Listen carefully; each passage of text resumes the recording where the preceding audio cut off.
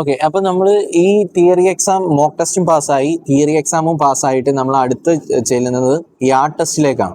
Yard test എന്ന് പറയുന്നത് നമ്മൾ നാട്ടിൽ ഇപ്പം നമ്മൾ 8 എടുക്കുമല്ലോ, ഇതാണ് ഇവിടുത്തെ അതാണ് ഇവിടെ യാർഡ് ടെസ്റ്റ് എന്ന് പറയുന്നത്. ഇവിടെ പക്ഷേ നമ്മൾ ഈ യാർഡ് ടെസ്റ്റിനകത്ത് തന്നെ 5 ടെസ്റ്റുകളുണ്ട്. 5 ടെസ്റ്റ് നമ്മൾ പാസ്സാകണം. ഈ 5 ടെസ്റ്റ് പാസ്സായാൽ മാത്രമേ നമുക്ക് അടുത്ത ടെസ്റ്റിലേക്ക് നമുക്ക് പോകാൻ സാധിക്കത്തുള്ളൂ. ഈ യാർഡ് ടെസ്റ്റിൻ്റെ ഫസ്റ്റ് ടെസ്റ്റ് എന്ന് പറയുന്നത് നിങ്ങൾക്ക് കാണാൻ സാധിക്കുന്നുണ്ടോ എന്ന് എനിക്ക് അറിയത്തില്ല.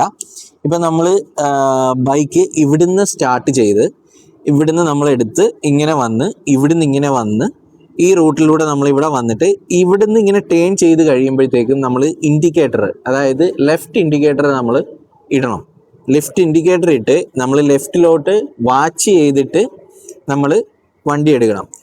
സ്റ്റോപ്പ് ചെയ്യാതെ നമ്മൾ ഡ്രൈവ് ചെയ്ത് ഇവിടെ ഒരു 2 ലൈൻ കാണും. ഈ 2 ലൈനകത്തൂടെ അവിടെ നമ്മൾ ബ്രേക്ക് യൂസ് ചെയ്യാൻ പാടില്ല. ബ്രേക്ക് യൂസ് ചെയ്യാതെ തന്നെ നമ്മൾ ഈ ഒരു ലൈനകത്തൂടെ ഈ 2 ലൈനകത്തൂടെ നമ്മൾ ഡ്രൈവ് ചെയ്ത് ഇവിടെ സ്ട്രെയിറ്റ് ആയിട്ട് വരുമ്പോഴത്തേക്ക് നമ്മൾ ഇൻഡിക്കേറ്റർ ഓഫ് ചെയ്യണം.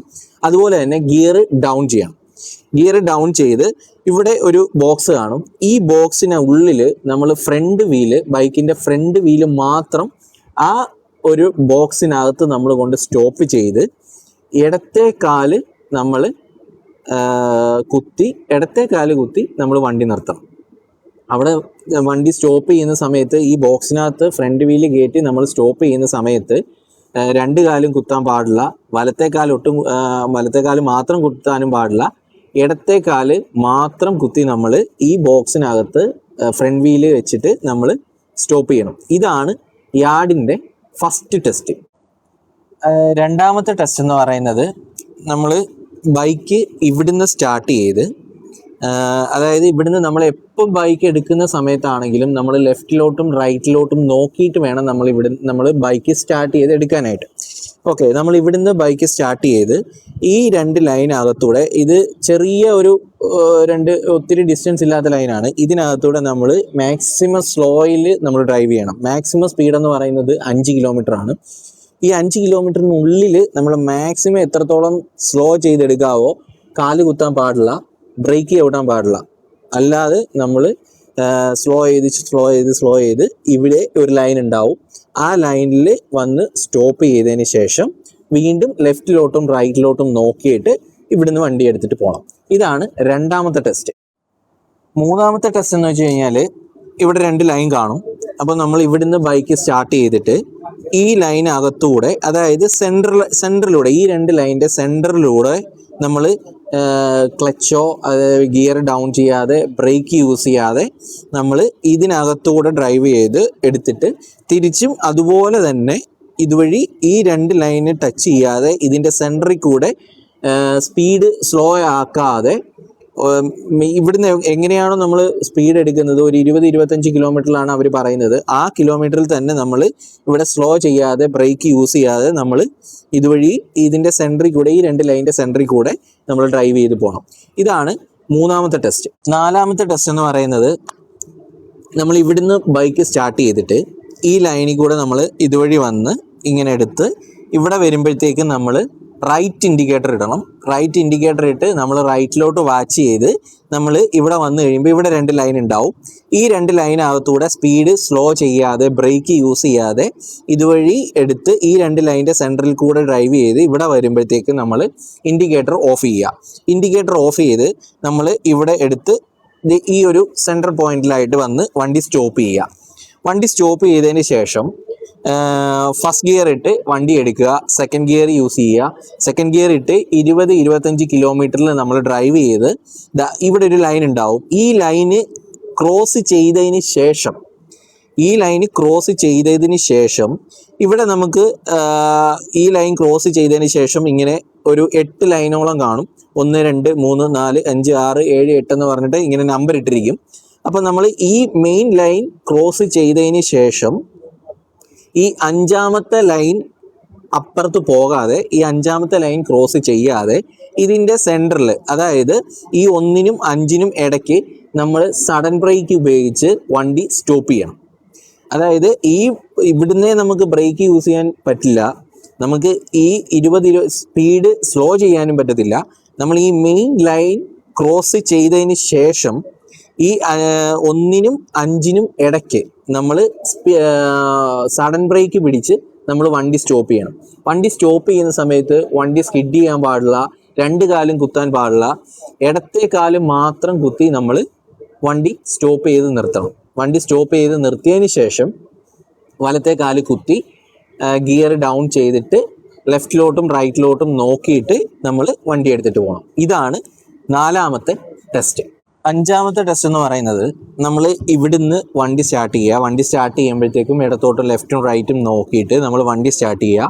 20-25 കിലോമീറ്ററിൽ നമ്മൾ വണ്ടി സ്റ്റാർട്ട് ചെയ്തെടുത്തിട്ട് വണ്ടി ഡ്രൈവ് ചെയ്ത് വരിക. ഇവിടെ ഒരു ലൈൻ ഉണ്ടാവും. ഈ ലൈൻ ക്രോസ് ചെയ്തതിന് ശേഷം ഇവിടെ നേരത്തെ പോലെ 1, 2, 3, 4, 5, 6, 7, 8 എന്ന് പറഞ്ഞിട്ട് ലൈൻ ഉണ്ടാവും. ഈ ലൈനിൻ്റെ ഏറ്റവും അറ്റത്തായിട്ട് ഇവിടെ ആയിട്ട് ഒരു ലൈൻ, ഈ 8ാമത്തെ ലൈനിന് ശേഷം ഇവിടെ ആയിട്ട് വലിയൊരു വൈറ്റ് ലൈനും ഉണ്ടാവും. അതിനുശേഷം സിഗ്നൽസ് ഉണ്ടാവും. റൈറ്റിലോട്ടും ലെഫ്റ്റിലോട്ടും സെൻറ്ററിൽ സ്റ്റോപ്പിങ്ങിൻ്റെ സിഗ്നൽസും ഉണ്ടാവും. ഇതിങ്ങനെ വെച്ചിരിക്കും. അപ്പം നമ്മൾ ഈ ലൈൻ ക്രോസ് ചെയ്തതിന് ശേഷം ഈ 20-25 കിലോമീറ്ററിൽ വന്നിട്ട് നമ്മൾ ഈ ലൈൻ ക്രോസ് ചെയ്തതിന് ശേഷം ആക്സിലേറ്റർ സ്ലോ ചെയ്യുക, ഡൗൺ ചെയ്യുക. ഡൗൺ ചെയ്തതിന് ശേഷം ആ ലൈൻ ക്രോസ് ചെയ്ത് കഴിയുമ്പോഴായിരിക്കും ഇവർ ഏത് സിഗ്നൽസ് ആണോ അത് ഓൺ ചെയ്യുന്നത്. അതായത് നമ്മൾ ലെഫ്റ്റിലോട്ടാണ് അവർ ഓൺ ചെയ്യുന്നതെങ്കിൽ നമ്മൾ ഈ ലൈൻ ക്രോസ് ചെയ്തതിന് ശേഷം ഡൗൺ ചെയ്യുക. അതിനുശേഷം മാത്രമായിരിക്കും അവർ ഈ സിഗ്നൽസ് ഓൺ ചെയ്യുന്നത്. ലെഫ്റ്റിലോട്ടാണെന്നുണ്ടെങ്കിൽ നമ്മൾ ബ്രേക്ക് യൂസ് ചെയ്യാൻ പാടില്ല, ലെഫ്റ്റിലോട്ട് എടുത്തുകൊണ്ട് പോവുക.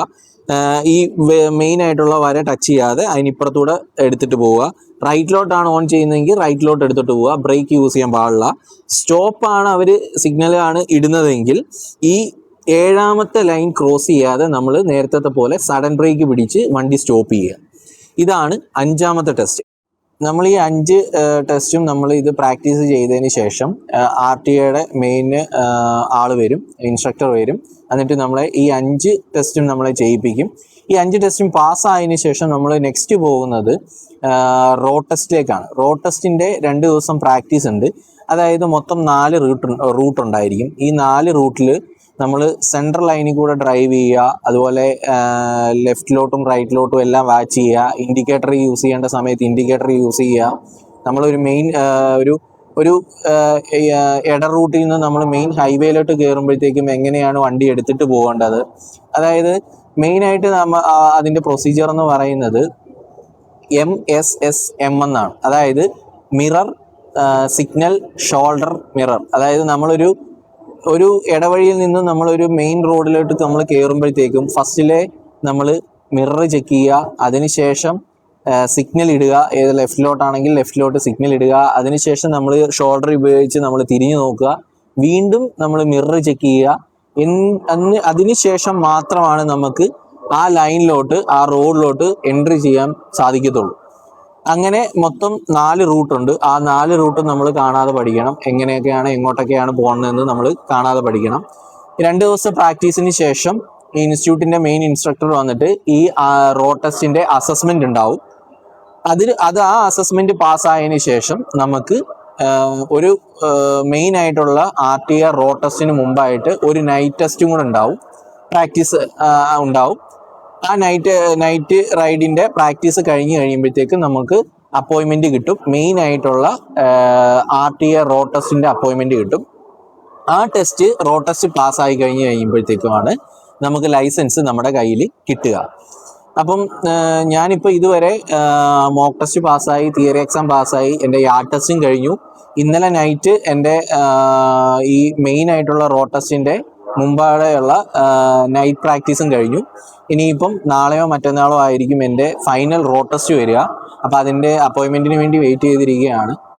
അതുപോലെ തന്നെ നമുക്ക് ഇവിടെ ബൈക്ക് ഓടിക്കണമെന്നുണ്ടെങ്കിൽ നമ്മൾ നാട്ടിൽ ബൈക്ക് ഓടിക്കുന്നത് പോലെ ഹെൽമെറ്റ് മാത്രം വെച്ചിട്ട് ഇവിടെ വണ്ടി ഓടിക്കാൻ പറ്റത്തില്ല. അതിന് കുറച്ച് ഗാർഡ്സും കൂടെ ഉണ്ട്. അപ്പോൾ അതും കൂടെ ഞാൻ നിങ്ങൾക്ക് കാണിച്ചു തരാം എന്തൊക്കെയാണെന്നുള്ളത്. ഓക്കെ, ഇത് നമ്മുടെ കാലിൽ മുട്ടിൽ വെക്കുന്ന, മുട്ടിലിൻ്റെ മുട്ട് തൊട്ട് താഴോട്ട് നമുക്ക് പ്രൊട്ടക്ഷന് വേണ്ടി വെക്കുന്ന ഒരു ഗാർഡാണിത്.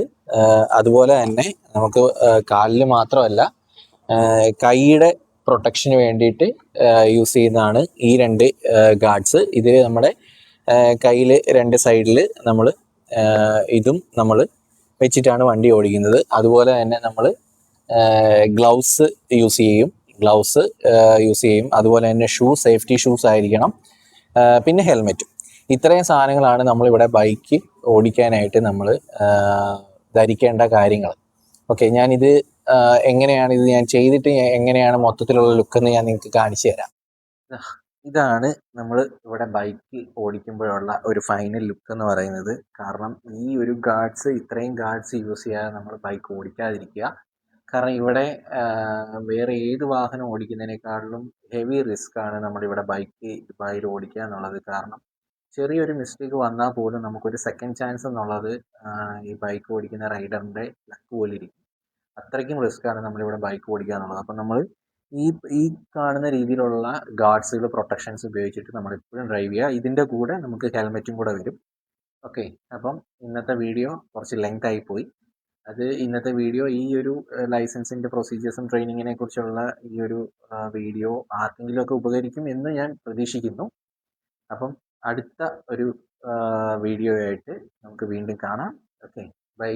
അപ്പോൾ സ്കിപ്പായി പോകുന്നതിന് മുന്നേ ഒന്ന് സബ്സ്ക്രൈബ് ചെയ്തേക്കണേ. Okay, by.